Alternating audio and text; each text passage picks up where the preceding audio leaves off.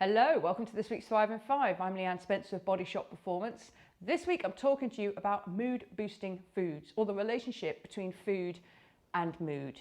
And this is a very profound, well established one, by the way, for a few reasons. Let's go through those.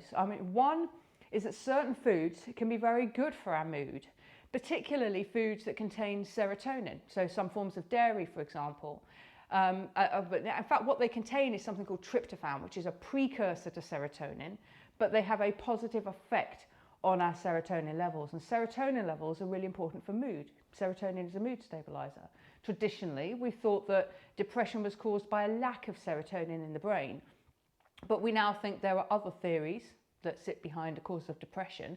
And also what we know is that roughly 50 to 90% of the serotonin in the body is actually in the gut and not in the brain. So there's a bit of kicking around of that theory. But nonetheless, we do know, and it's well proven, that serotonin is important for mood. So foods that contain tryptophan will have a positive effect on serotonin and therefore have a positive effect on your overall mood and your mental health. So that's one thing. Go off and do a Google on food sources of tryptophan and get more of those into your diet. Now, the other thing is something to avoid or be mindful of at the very least, and that's foods that contain or cause a dopamine response in the body. My Achilles heel, I'm going to say was in the past tense, was Cadbury's chocolate, Cadbury's whole nut specifically. Absolutely love it. I love the purple branding.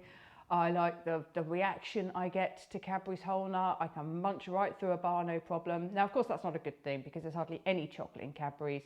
Unfortunately, it's just vegetable fats and sugar and milk, and I'm lactose intolerant. So there's nothing good about that for me. But it's dopamigenic. It makes me want to eat more. And there is something put into these foods, and fast food's the same, by the way. There is something in those foods that is not an accident, it's deliberate, that makes us want to eat more. And it's the dopamigenic nature of those foods. You've got to be careful of those. There's a reason why they're moreish and we want to eat more and more and more of them. So be mindful of those sort of foods. Again, a Google search for dopamine-rich or dopamine-producing foods will pull up a list of those so you can avoid them. So that's another thing to consider. And then the final point is about blood sugar. If we have foods that are very high on the glycemic index, that's a third Google for you, foods that are high on the glycemic index, they're foods that cause a very, very rapid and very high blood sugar response. And that will mean that blood sugar goes up, the beta cells in the pancreas will recognize that blood sugar is elevated, a situation which we don't really like in the body.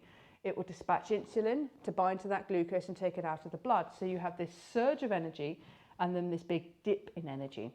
And that's not great for us because we'll be like, woo, and then boom. If any of you have ever had jacket potato at lunch, you'll know this effect. It's that boom at 2:30.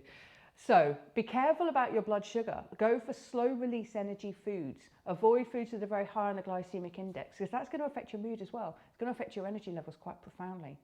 So 3 things to consider then.